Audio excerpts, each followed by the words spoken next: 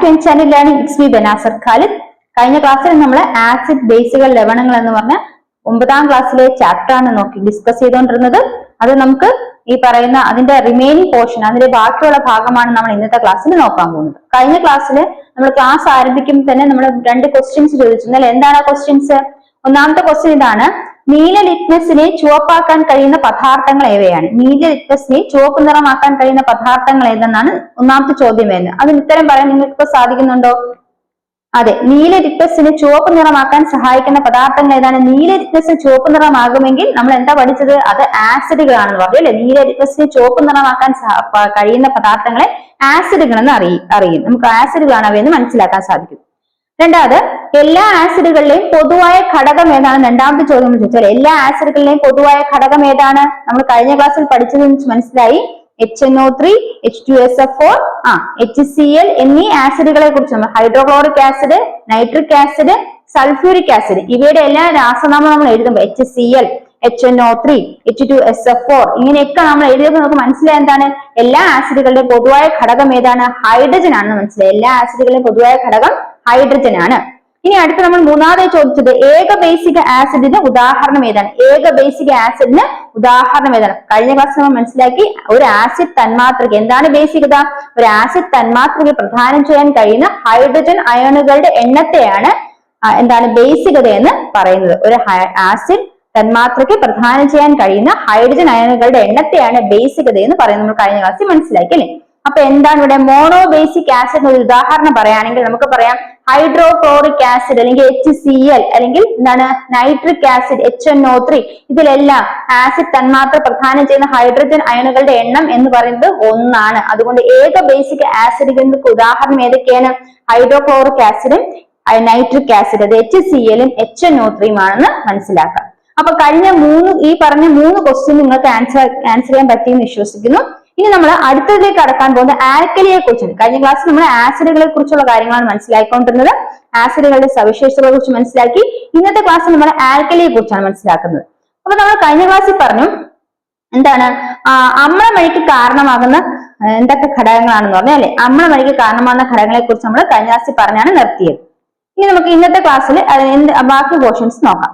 നമുക്ക് ഇന്ന് ക്ലാസ്സിൽ കടക്കുന്നതിന് മുമ്പ് കുറച്ച് ക്വസ്റ്റ്യൻസ് നോക്കാം. ബേസുകൾ എന്നാൽ എന്ത്? ബേസുകൾ എന്നാൽ എന്ത്? ഒന്നാമത്തെ ചോദ്യം എന്താണ്? ബേസുകൾ എന്നാൽ എന്ത്? രണ്ടാമത്തെ ചോദ്യം ആൽക്കലിയിൽ അടങ്ങിയിരിക്കുന്ന പൊതുഘടകം. രണ്ടാമത്തെ ചോദ്യം എന്താണ്? ആൽക്കലിയിൽ അടങ്ങിയിരിക്കുന്ന പൊതുഘടകം. മൂന്നാമത്തെ ചോദ്യം pH സ്കെയിൽ കണ്ടുപിടിച്ചതാരാണ്? മൂന്നാമത്തെ ചോദ്യം pH സ്കെയിൽ കണ്ടുപിടിച്ചതാര്? നാലാമത്തെ ചോദ്യം രക്തത്തിന്റെ pH മൂല്യം എത്ര? രക്തത്തിന്റെ pH മൂല്യം എത്ര? ഈ ക്വസ്റ്റ്യൻസുള്ള ഉത്തരങ്ങളാണ് നമ്മൾ ഇന്നത്തെ ക്ലാസ്സിലൂടെ പഠിക്കാൻ പോകുന്നത്. അപ്പൊ നമുക്ക് ക്ലാസ്സിലേക്ക് കടക്കാം. അപ്പം നമ്മൾ ക്ലാസ്സിൽ മനസ്സിലാക്കിയ കാര്യങ്ങൾ എന്തൊക്കെയാണ്? ആസിഡിന്റെ സ്വഭാവ സവിശേഷതയെ കുറിച്ചാണ് കഴിഞ്ഞ ക്ലാസ്സിൽ മനസ്സിലാക്കിയത്. ഇതിന്റെ കൂടെ നിങ്ങൾ ഒരു കാര്യം കൂടെ മനസ്സിലാക്കണം. അലോഹ ഓക്സൈഡുകൾ, ഉദാഹരണത്തിന് കാർബൺ, സൾഫർ, നൈട്രജൻ ഇവയൊക്കെയാണ് അലോഹങ്ങൾ എന്ന് പറയുന്നത്. അലോഹ ഓക്സൈഡുകൾ, അതായത് carbon dioxide, nitrous oxide, sulphur dioxide മുതലായ അലോഹ ഓക്സൈഡുകൾ ജലവുമായി പ്രവർത്തിച്ച് ആസിഡ് ഗുണം കാണിക്കുന്നു നമ്മൾ മനസ്സിലാക്കണം. എന്താണ്? അലോഹ ഓക്സൈഡുകൾ ജലവുമായി പ്രവർത്തിച്ച് ആസിഡ് ഗുണം കാണിക്കുന്നു.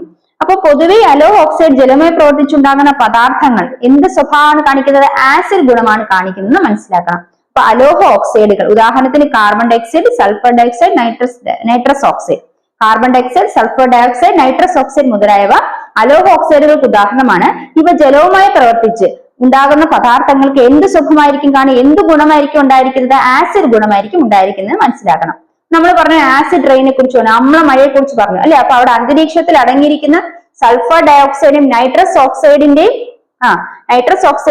ജലവുമായി ചേർന്ന്, അതായത് മഴവെള്ളവുമായി ചേർന്ന് എന്തായി മാറുന്നു?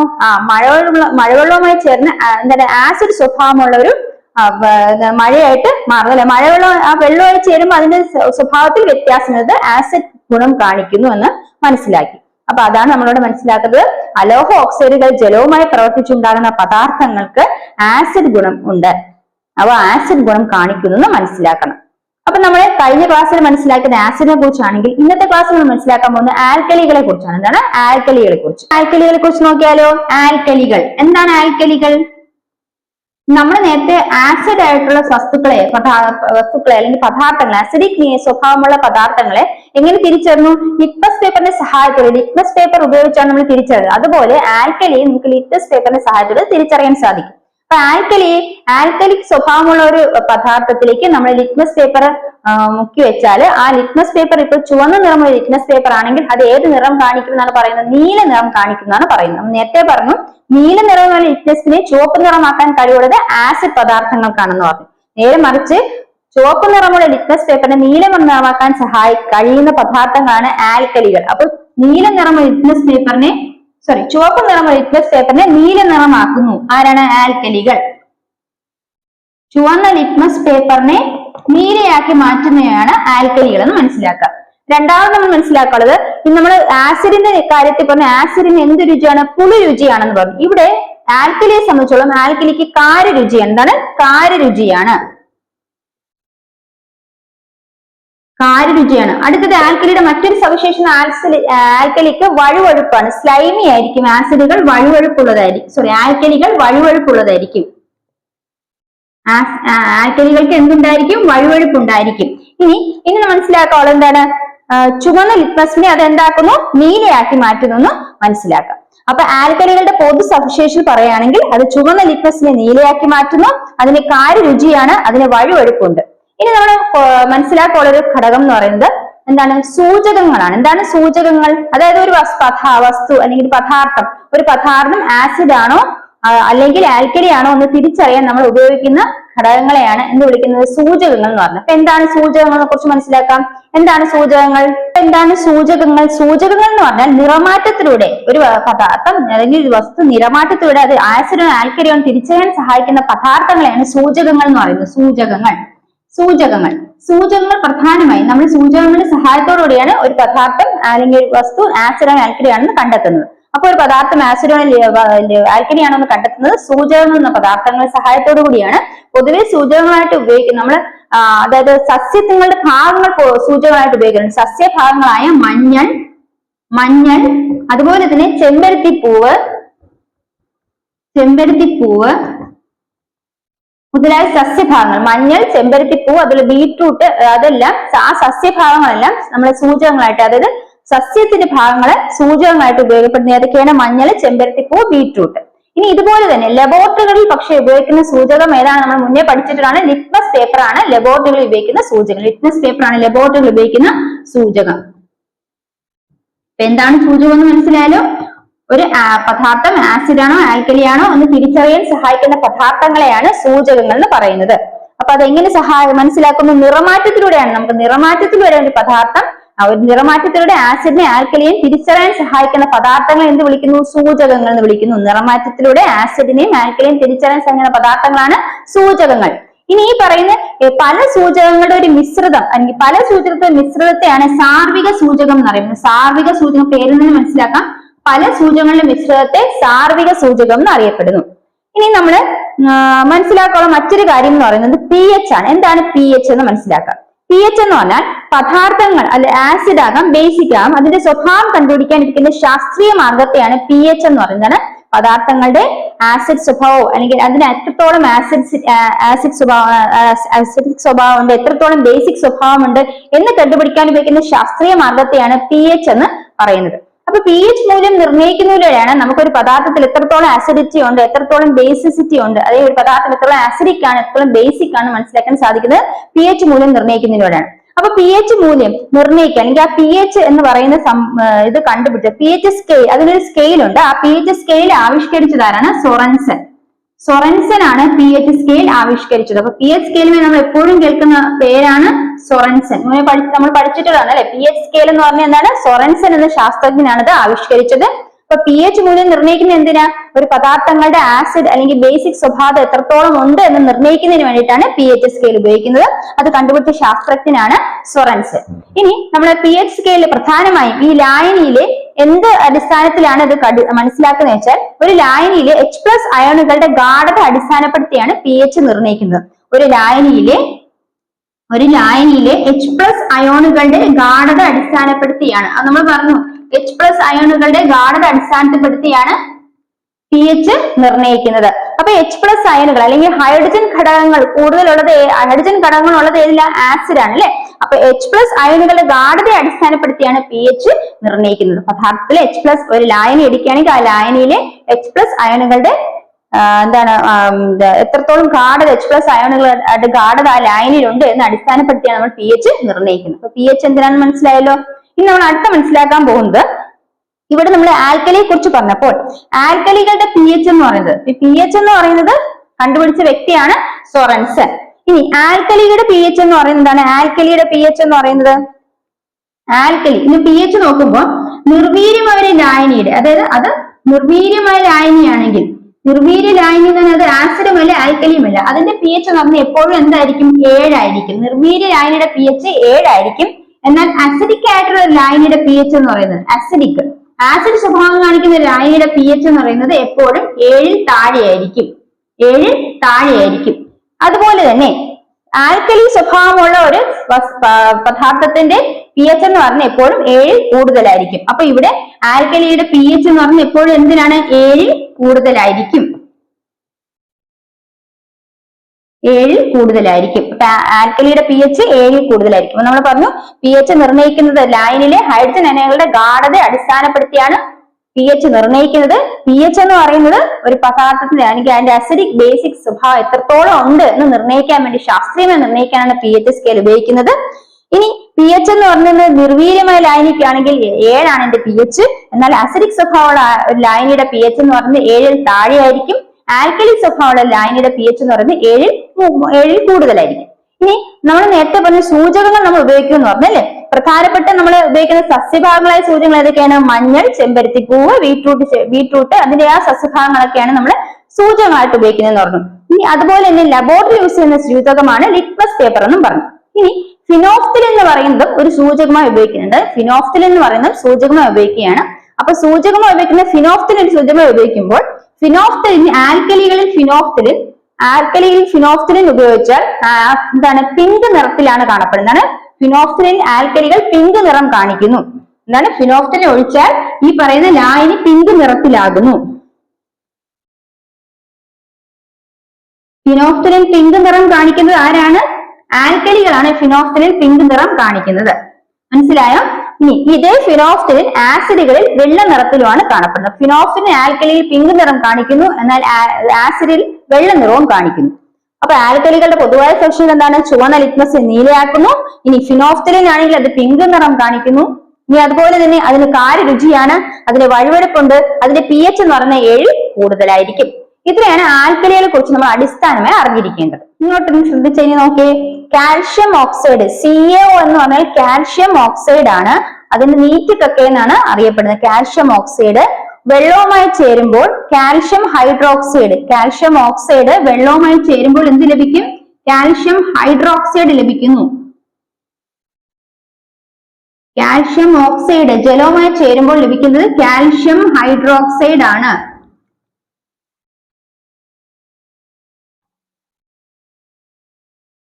കാൽഷ്യം ഓക്സൈഡ് ജലവുമായി ചേരുമ്പോൾ ലഭിക്കുന്നതാണ് കാൽഷ്യം ഹൈഡ്രോക്സൈഡ്.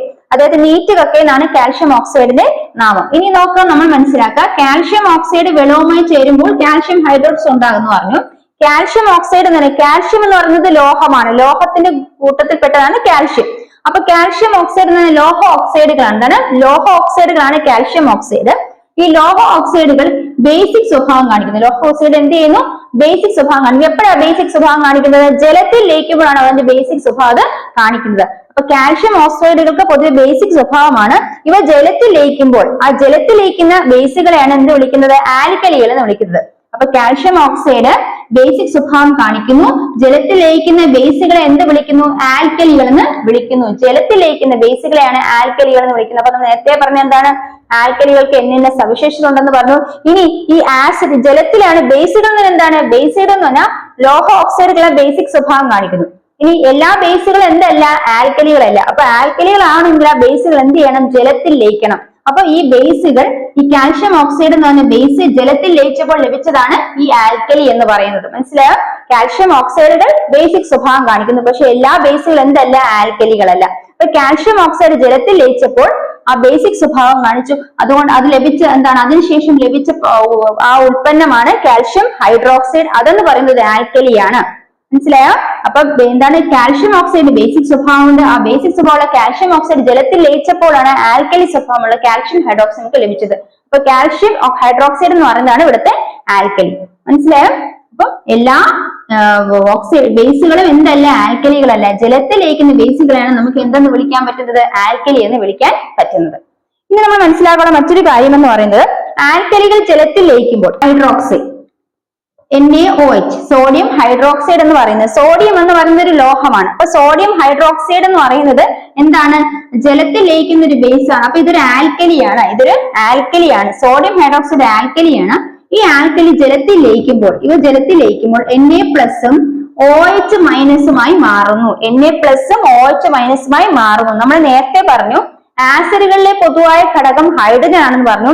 ഇനി ആസിഡുകൾ എന്തിന്റെ അടിസ്ഥാനത്തിലാണ് ബേസികത പറഞ്ഞത്, ഹൈഡ്രോജൻ അയണുകളുടെ അടിസ്ഥാനത്തിൽ, അത് H+ അയണുകളുടെ അടിസ്ഥാനത്തിലാണ് ആസിഡുകൾ നമ്മൾ മനസ്സിലാക്കിയത്. എന്നാൽ ഇവിടെ സോഡിയം ഹൈഡ്രോക്സൈഡ് ആൽക്കലി ജലത്തിൽ ലയിക്കുമ്പോൾ Na പ്ലസും OH മൈനസുമായി മാറുന്നു എന്ന് മനസ്സിലാക്കി.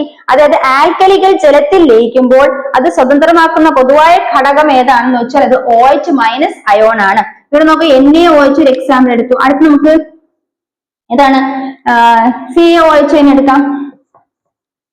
CaOH ട്വൈസ് എങ്ങനെ എഴുതും, ഇവിടെ 2+, ഇത് നിങ്ങൾ മനസ്സിലാക്കണം. ഇത്ര മനസ്സിലാക്കിയാൽ മതി. ഈ കാൽഷ്യം ഹൈഡ്രോക്സൈഡ് എന്താണ്, ഒരു ആൽക്കലിയാണ്. NaOH ഒരു ആൽക്കലിയാണ്. അപ്പൊ ഈ രണ്ട് ആൽക്കലികളും ജലത്തിൽ, ഇത് ആൽക്കലി എന്ന് പറയാൻ കാരണം എന്താ, ഇത് ജലത്തിൽ ലയിക്കുന്ന ബേസുകളാണ് ഇവ. അപ്പൊ ജലത്തിൽ ലയിക്കുമ്പോൾ ഇവ എന്തായി മാറുന്നു, ജലത്തിൽ ലയിക്കുമ്പോൾ ഇവ സോഡിയം Na പ്ലസും OH മൈനസും മാറുന്നു. അതുപോലെ കാൽഷ്യം ഹൈഡ്രോക്സൈഡ് ജലത്തിൽ ലയിക്കുമ്പോൾ Ca2 പ്ലസും OH മൈനസുമായി മാറുന്നു. അതായത് ഈ രണ്ട് ആൽക്കലിയിലും ജലത്തിൽ ലയിക്കുമ്പോൾ സ്വതന്ത്രമാക്കപ്പെടുന്ന അയോൺ ഏതാണെന്ന് ചോദിച്ചാൽ OH മൈനസ് അയോൺ ആണ്. രണ്ടിനും പൊതുവായി സ്വതന്ത്രമാക്കപ്പെട്ട് കാണപ്പെടുന്ന അയോൺ ഏതാണ്, OH മൈനസ് അയോൺ ആണ്. അപ്പൊ നമ്മൾ മനസ്സിലാക്കുന്നത് ആൽക്കലികൾ ജലത്തിൽ ലയിക്കുമ്പോൾ സ്വതന്ത്രമാക്കുന്ന പൊതുവായ അയോൺ ഏതാണെന്ന് ചോദിച്ചാൽ OH മൈനസ് അയോൺ ആണ്. അതാണ് മനസ്സിലാക്കാനുള്ളത്. ഇപ്പൊ ജലീയ ലായനികളിൽ ഹൈഡ്രോക്സൈഡ് OH അയണുകളുടെ ഗാഢത വർദ്ധിപ്പിക്കാൻ കഴിയുന്ന പദാർത്ഥങ്ങളെയാണ് ആൽക്കലികൾ എന്ന് പറയുന്നത്. എന്താണ്, ജലീയ ലായനികളിൽ OH മൈനസ്, നേരത്തെ നമ്മൾ പറഞ്ഞ ആസിഡുകൾ എന്താണ്, ജലീയ ലായനികളിൽ H+ അയോണുകളുടെ ഗാഢത വർദ്ധിപ്പിക്കാൻ കഴിയുന്ന പദാർത്ഥങ്ങളെയാണ് ആസിഡുകൾ എന്ന് പറയുന്നത്. ജലീയ ലായനികളിൽ H+ അയോണുകളുടെ ഗാഢത വർദ്ധിപ്പിക്കാൻ കഴിയുന്ന പദാർത്ഥങ്ങളെ ആസിഡുകൾ എന്ന് പറഞ്ഞു. എന്നാൽ ഇവിടെ ജലീയ ലായനികളിൽ OH മൈനസ് അയോൺ പദാർത്ഥങ്ങളുടെ ഗാഢത വർദ്ധിപ്പിക്കാൻ കഴിയുന്ന OH മൈനസ് അയോണുകളുടെ ഗാഢത വർദ്ധിപ്പിക്കാൻ കഴിയുന്ന പദാർത്ഥങ്ങളെയാണ് ആൽക്കലികൾ എന്ന് പറയുന്നത്. അപ്പൊ ജലീയ ലായനികളിൽ OH മൈനസ് അയോണിന്റെ ഗാഢത വർദ്ധിപ്പിക്കാൻ സഹായിക്കുന്ന പദാർത്ഥങ്ങളെയാണ് ആൽക്കലികൾ എന്ന് പറയുന്നത്. ഇപ്പൊ ജലീയ ലായനികളിൽ H+ അയോണിന്റെ ഗാഢത വർദ്ധിപ്പിക്കാൻ സഹായിക്കുന്ന പദാർത്ഥങ്ങളെ ആസിഡുകൾ എന്നും, ജലീയ ലായനികളിൽ OH മൈനസ് അയോണിന്റെ ഗാഢത വർദ്ധിപ്പിക്കാൻ സഹായിക്കുന്ന പദാർത്ഥങ്ങളെ ആൽക്കലികൾ എന്നും പറയുന്നു. മനസ്സിലാക്കാം. അപ്പൊ ആൽക്കലികൾക്ക് നമ്മളിപ്പോ മനസ്സിലാക്കി എന്തൊക്കെയാണ്, ഒന്ന്, എല്ലാ ബേസുകളും ആൽക്കലികളല്ല, അല്ലെ, ജലത്തിൽ ലയിക്കുന്ന ബേസുകളാണ് ആൽക്കലികൾ എന്നറിയപ്പെടുന്നത്. അത് മാത്രമല്ല ജലീയ ലായനിയിൽ OH മൈനസ് ഗാഢത വർദ്ധിപ്പിക്കാൻ സഹായിക്കുന്ന പദാർത്ഥങ്ങളാണ് ആൽക്കലികൾ എന്ന് അറിയപ്പെടുന്നത്. ഇനി നമ്മൾ അടുത്ത് മനസ്സിലാക്കാൻ പോകുന്നത് പ്രധാനമായും നമ്മൾ നേരത്തെ പറഞ്ഞാൽ എല്ലാ ബേസുകളും എന്തല്ല, ആസിഡുകളല്ല, എല്ലാ ബേസുകളും ആൽക്കലികളല്ല, ജലത്തിൽ ലയിക്കുന്ന ബേസുകളാണ് ആൽക്കലികൾ എന്ന് പറഞ്ഞു. ഉദാഹരണത്തിന് നമ്മൾ പറഞ്ഞു സോഡിയം ഹൈഡ്രോക്സൈഡ്, ഇതൊക്കെ കാൽഷ്യം ഹൈഡ്രോക്സൈഡ്, ഇതൊക്കെ ആൽക്കലികൾക്ക് ഉദാഹരണമാണ്. കാരണം ഇത് ജലത്തിൽ ലയിക്കുന്നവയാണ്. ജലത്തിൽ ലയിക്കുമ്പോൾ അത് സ്വതന്ത്രമാക്കപ്പെടുന്ന അയോൺ ഏതാണ്, അതിന് സ്വതന്ത്രമാക്കുന്ന പൊതുവായ അയോൺ ഏതാണെന്ന് വെച്ചാൽ അത് OH മൈനസ് ആണെന്ന് മനസ്സിലാക്കി. അടുത്ത് നോക്കാം, ഇത് ഒരു ആസിഡും ആൽക്കലി സ്വഭാവം രണ്ടും കാണിക്കുന്നത്, ആസിഡിന്റെ ആൽക്കലിയുടെയും രണ്ടും സ്വഭാവം ഒന്നിച്ച് കാണിക്കുന്നവയെ, ആസിഡും ആൽക്കലി സ്വഭാവം രണ്ടിന്റെയും സ്വഭാവം കാണിക്കുന്നവയെ ആംഫോട്രിക് ഓക്സൈഡുകൾ എന്നാണ് വിളിക്കുന്നത്. എന്താണ്, ആംഫോടെറിക് ഓക്സൈഡ്. ആംഫോടെറിക് ഓക്സൈഡ് എന്ന ആസിഡിനും ആൽക്കലി രണ്ടിന്റെയും സ്വഭാവം കാണിക്കുന്നവയെ ആംഫോട്രിക് ഓക്സൈഡ് എന്ന് പറയുന്നു. ഉദാഹരണത്തിന് Al2O3യും സിങ്ക് ഓക്സൈഡും, Al2O3യും സിങ്ക് ഓക്സൈഡുമാണ് ആസിഡിനും ആൽക്കലിയുടെയും സ്വഭാവം കാണിക്കുന്ന ആംഫോട്രിക് ഓക്സൈഡുകൾ എന്നാണ് പറയുന്നത്. അപ്പം ആസിഡിന്റെയും ആൽക്കലിയുടെയും സ്വഭാവം കാണിക്കുന്ന ആംഫോട്രിക് ഓക്സൈഡ് എന്ന് പറയുന്നു. ഉദാഹരണം Al2O3, അതായത് അലുമിനിയം ട്രയോക്സൈഡ്, Al2O3യും സിങ്ക് ഓക്സൈഡുമാണ്. Al2O3യും സിങ്ക് ഓക്സൈഡ് എന്തിന് ഉദാഹരണമാണ്, ആംഫോട്രിക് ഓക്സൈഡ് ഉദാഹരണം. എന്താണ് ആംഫോട്രിക് ഓക്സൈഡ്, ആൽക്കലിയുടെയും ആസിഡിന്റെയും സ്വഭാവം കാണിക്കുന്നവയാണ് ആംഫോട്രിക് ഓക്സൈഡുകൾ എന്ന് അറിയപ്പെടുന്നത്. ഇനി അടുത്ത് നമ്മൾ പഠിക്കാൻ പോകുന്നത് എന്താണ്? Arrhenius concept. അതായത് നമ്മൾ ഇനി അടുത്ത മനസ്സിലാക്കാൻ പോകുന്ന അറീനിയസ് സിദ്ധാന്തമാണ്. എന്താണ് അറീനിയസ് സിദ്ധാന്തം? സാന്റോ അറീനിയസ് ഒരു ശാസ്ത്രജ്ഞൻ ഈ സിദ്ധാന്തം ആവിഷ്കരിച്ചത്. അദ്ദേഹം ആസിഡുകളെയും ആൽക്കലികളുടെയും സ്വഭാവത്തെ കുറിച്ച് മനസ്സിലാക്കാൻ വേണ്ടിയാണ് ഈ പറഞ്ഞ സിദ്ധാന്തം ആവിഷ്കരിച്ചത്. അദ്ദേഹം പറഞ്ഞു ആസിഡുകളെയും ബേസുകളെയും കുറിച്ച് ശാസ്ത്രീയമായ ഒരു സിദ്ധാന്തം അവതരിപ്പിച്ച ആരാണ്? സാന്റോ അറീനിയസ് ആണ്. അദ്ദേഹത്തിന്റെ സിദ്ധാന്തമാണ് അറീനിയസ് സിദ്ധാന്തം. നേരത്തെ പറഞ്ഞ കാര്യമാണ്. എന്താണ്?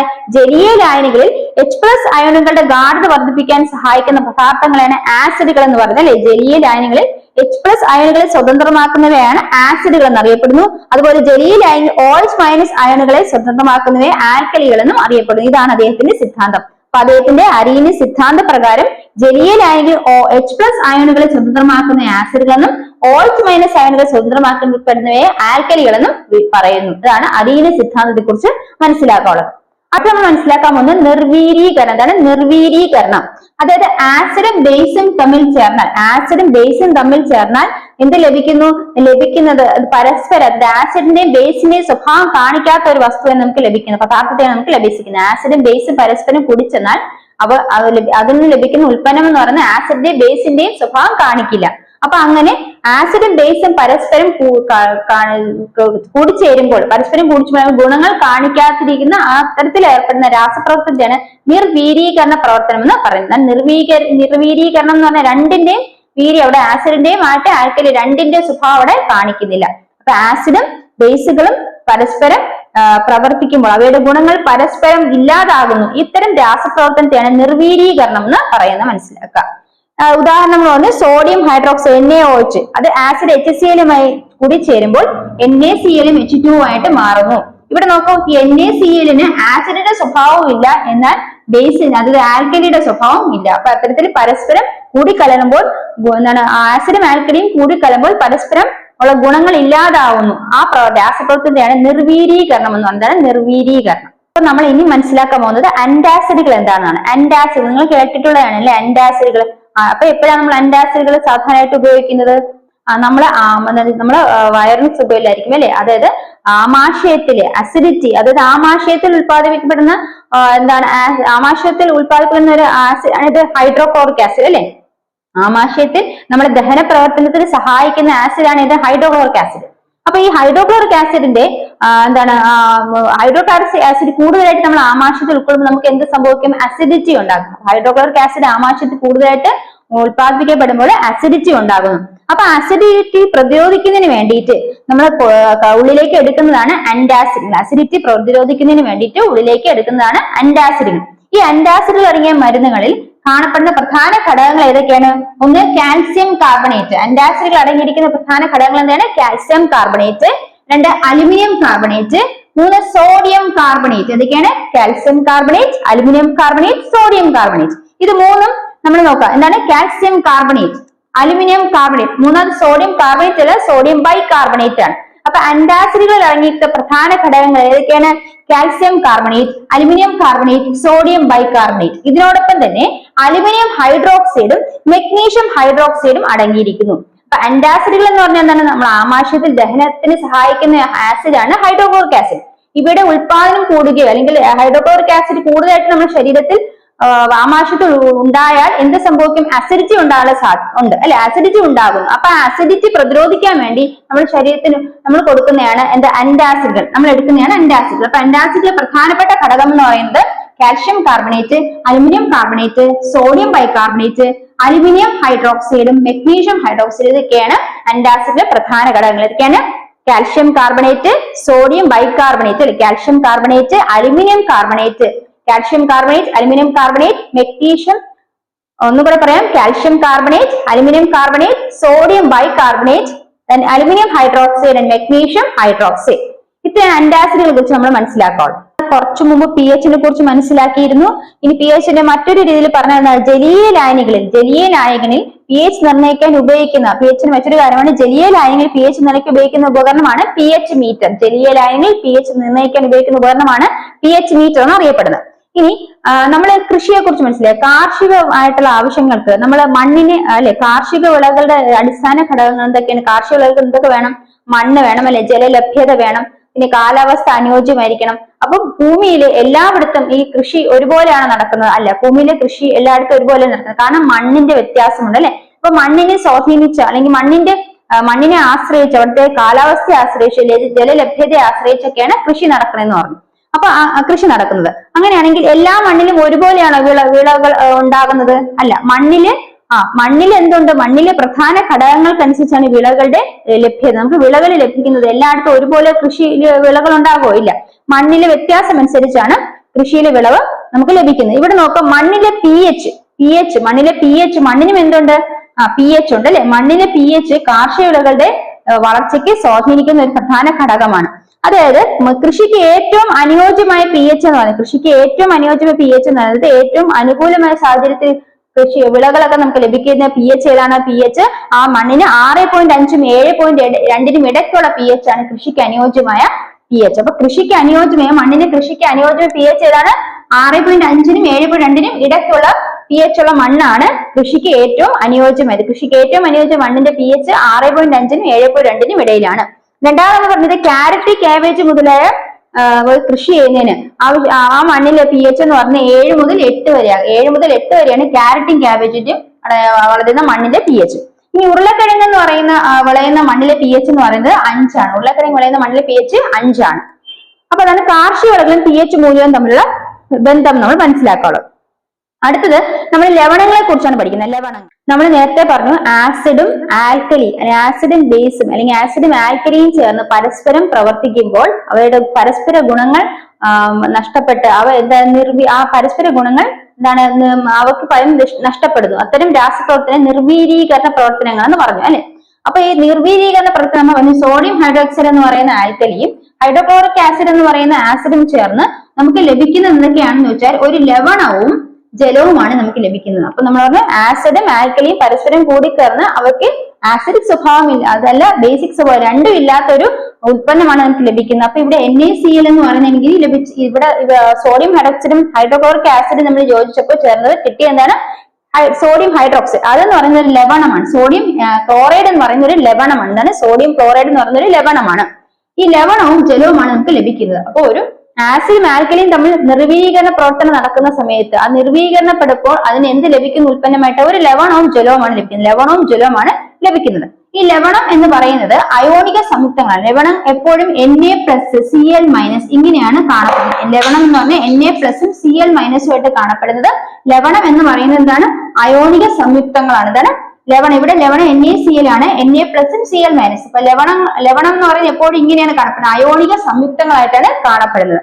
അപ്പൊ ഈ ലവണങ്ങൾ ഉരുകുകയാണെങ്കിൽ, ലവണങ്ങൾ ഉരുകുമ്പോൾ എന്ത് സംഭവിക്കും? അയോണുകൾ വേർതിരിയപ്പെടുന്നു. ലവണങ്ങൾ ഉരുകുമ്പോൾ അയോണുകൾ വേർതിരിയപ്പെടും.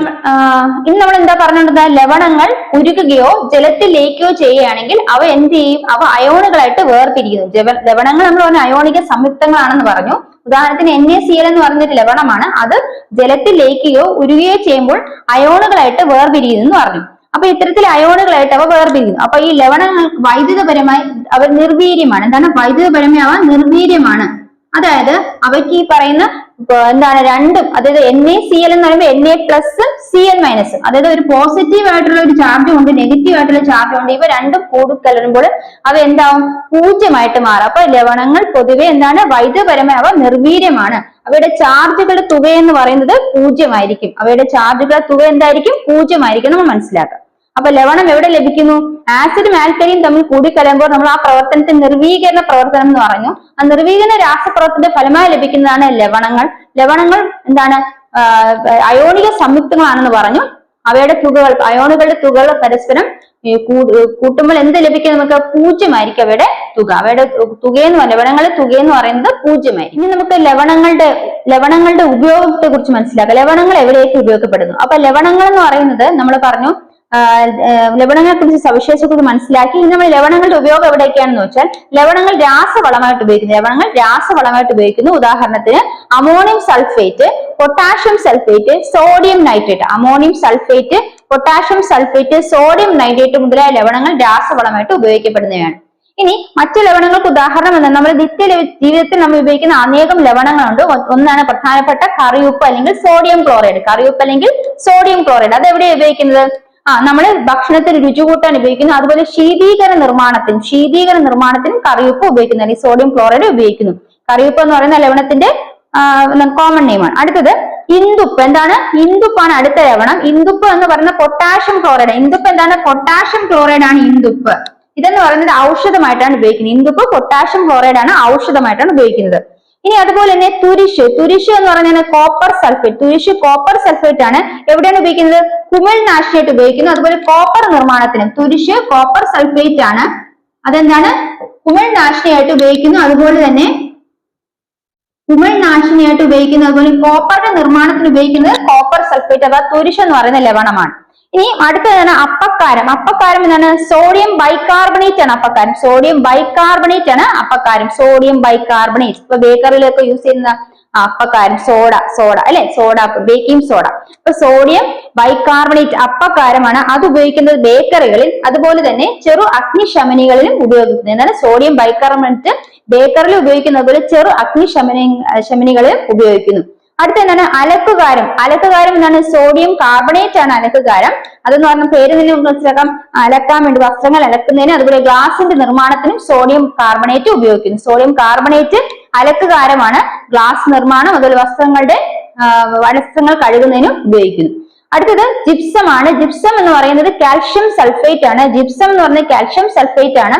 പ്ലാസ്റ്റർ ഓഫ് പാരീസിന്റെ നിർമ്മാണത്തിനും അതുപോലെ തന്നെ സിമെന്റ് നിർമ്മാണത്തിന് ഉപയോഗിക്കുന്നു. ജിപ്സം എന്ന് പറയുന്നത് കാൽഷ്യം സൾഫേറ്റ്